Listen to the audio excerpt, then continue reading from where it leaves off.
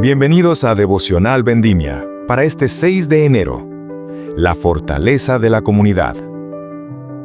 Mantengamos firme, sin fluctuar, la profesión de nuestra esperanza, porque fiel es el que prometió. Y considerémonos unos a otros para estimularnos al amor y a las buenas obras, no dejando de congregarnos, como algunos tienen por costumbre, sino exhortándonos, y tanto más, cuanto veis que aquel día se acerca. Hebreos 10, 23 al 25. En este sexto día del año 2026, cuando las rutinas comienzan a establecerse y los propósitos de Año Nuevo enfrentan sus primeras pruebas de resistencia, el escritor de Hebreos nos dirige 3 exhortaciones que no podrían ser más pertinentes para nuestro tiempo. Estas palabras fueron originalmente escritas a creyentes hebreos que enfrentaban una crisis de fe. El desaliento los había hecho fluctuar en la verdad. La persecución los había tentado a abandonar sus convicciones. El cansancio espiritual los había llevado a evitar la comunión precisamente cuando más la necesitaban. ¿Le resulta familiar este escenario? En nuestra era de individualismo extremo, aislamiento digital y escepticismo posmoderno, estas antiguas palabras resuenan con una urgencia profética. Vivimos en tiempos que exigen firmeza, comunidad y vigilancia escatológica. Primera exhortación. Mantengamos firme nuestra esperanza. Mantengamos firme, sin fluctuar, la profesión de nuestra esperanza, porque fiel es el que prometió. Como observó en un expositor bíblico, esa exhortación, mantengamos firme, bien podría estar escrita en la portada de la Biblia de todo cristiano. Vivimos en una época tan cambiante que necesitamos que todos seamos exhortados a estar arraigados y cimentados, confirmados y establecidos en la verdad. Estas palabras cobran aún mayor relevancia en el año 2026. Vivimos en una era de volatilidad sin precedentes, donde las verdades de ayer son cuestionadas hoy, donde las instituciones que parecían inmutables se tambalean, donde las narrativas culturales cambian con velocidad vertiginosa. La frase «sin fluctuar» es particularmente significativa. La palabra griega empleada aparece únicamente aquí en todo el Nuevo Testamento y se basa en la imagen de un objeto vertical que permanece perfectamente perpendicular sin inclinarse ni 1 milímetro de la línea recta. No hay espacio en la experiencia cristiana para una esperanza que sea firme un momento y vacilante al siguiente. Permítame compartir una anécdota que encarna poderosamente esta verdad. Durante la brutal persecución bajo el emperador Diocleciano en el siglo IV, un joven creyente llamado Telémaco fue arrestado y conducido ante el magistrado. El oficial, que conocía personalmente a Telémaco y apreciaba su carácter, le suplicó: «Simplemente coloca un grano de incienso sobre el altar de César. Es solo un gesto simbólico. En tu corazón puedes seguir adorando a tu Cristo. Nadie lo sabrá. Salva tu vida».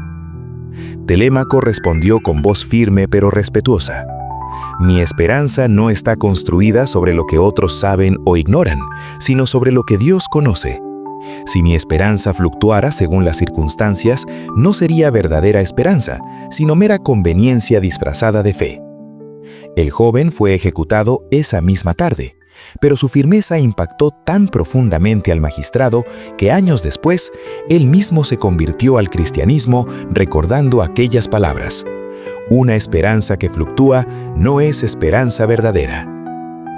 El fundamento de nuestra firmeza. El escritor de Hebreos nos revela el secreto para mantenernos firmes, porque fiel es el que prometió. ¡Qué declaración más liberadora! Nuestra firmeza no recae sobre nuestra propia fidelidad, que es vacilante y débil, sino sobre la fidelidad inquebrantable de aquel que hizo las promesas. Es infinitamente mejor confiar en su fidelidad que en la nuestra. Piense en esto. Cuando un edificio permanece firme durante un terremoto, alabamos al edificio o al fundamento. Cuando un árbol resiste el huracán, admiramos las ramas o las raíces. Nuestra firmeza espiritual no es un testimonio de nuestra fortaleza, sino de la fidelidad de nuestro Dios. Segunda exhortación: considerémonos unos a otros. Y considerémonos unos a otros para estimularnos al amor y a las buenas obras. Esta es la única vez que el autor de Hebreos utiliza la expresión unos a otros, aunque aparece frecuentemente en el Nuevo Testamento. Está hablando de una actividad mutua, en una en la que los creyentes se animan recíprocamente, no una dinámica donde los líderes simplemente dirigen al resto sobre lo que deben hacer. La palabra estimularnos es extraordinariamente fuerte. En griego, el término puede traducirse como incitación o provocación, y puede usarse tanto en sentido positivo, como aquí, como en negativo, como en Hechos 15:39, donde describe la contención entre Pablo y Bernabé. La implicación es clara. Amarnos unos a otros no sucederá automáticamente. Requiere esfuerzo intencional, provocación deliberada, estimulación consciente. Notemos que el amor mencionado aquí es agape, ese amor sacrificial, volitivo, que caracteriza el Evangelio. Como observó un comentarista, el amor necesita estimulación y sociedad. La fe y la esperanza pueden practicarse por un solitario, en la celda de una ermita o en una isla desierta. Pero el ejercicio del amor solo es posible en una comunidad. Esta verdad desmantela el mito moderno del cristianismo solitario, la noción de que podemos seguir a Cristo de manera completamente individual, sin necesidad de la comunidad de fe. Tal idea es antibíblica y espiritualmente peligrosa. Tercera exhortación: no dejemos de congregarnos. No dejemos de congregarnos, como algunos tienen por costumbre, sino exhortándonos, y tanto más cuanto veis que aquel día se acerca. El desaliento había llevado a algunos creyentes hebreos a evitar la comunión precisamente cuando más la necesitaban. ¡Qué tragedia tan común! Cuando estamos heridos, tentados o desanimados, nuestro instinto natural es aislarnos, pero ese instinto es espiritualmente suicida. Dejar de congregarnos es una manera segura de dar cabida al desaliento. Este desaliento se comienza a enconar cuando el pueblo de Dios no se exhorta mutuamente. Algunas personas tratan la asistencia a la iglesia como un servicio de consumo. Solo van si sienten que lo necesitan en ese momento particular. Pero esta mentalidad está completamente invertida. Nuestra motivación para el compañerismo debe ser obedecer a Dios y dar a otros, no simplemente recibir cuando nos convenga. ¿Por qué nos congregamos? Consideremos las múltiples dimensiones del compañerismo cristiano. Nos reunimos para recibir algo de Dios: instrucción, corrección, consuelo de su palabra. Nos reunimos para darle algo a Dios: adoración, alabanza, ofrenda de nuestras vidas. Nos reunimos para animarnos unos a otros por nuestra fe y valores compartidos. Nos reunimos para bendecirnos mutuamente con nuestros dones y talentos diversos. Nos reunimos para trabajar juntos en la misión que Dios nos ha encomendado.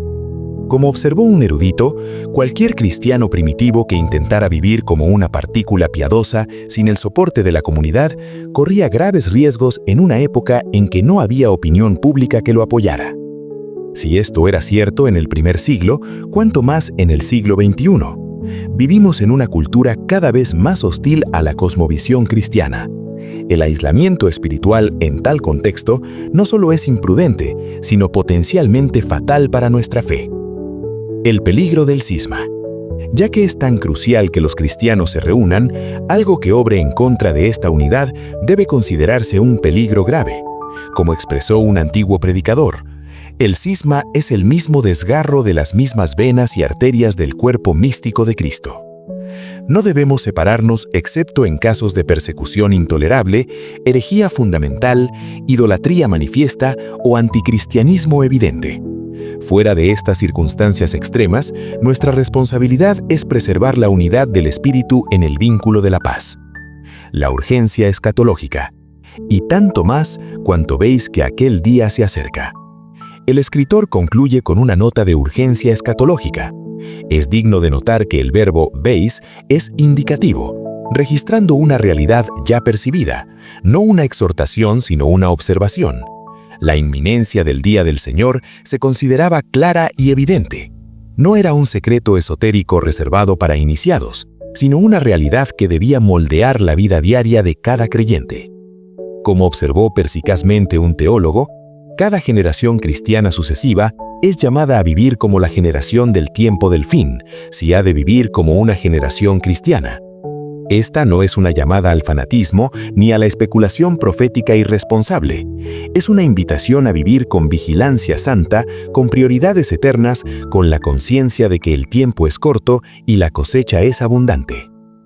En este sexto día del año 2026, debemos hacernos preguntas penetrantes. ¿Está firme nuestra esperanza o fluctúa con las circunstancias? ¿Descansa nuestra confianza en nuestras emociones cambiantes o en la fidelidad inmutable de Dios? ¿Consideramos activamente a otros creyentes para estimularlos o nos hemos caído en un cristianismo pasivo y consumista? ¿A quién estimulará usted esta semana al amor y a las buenas obras? Esto fue una producción de Vendimia Church.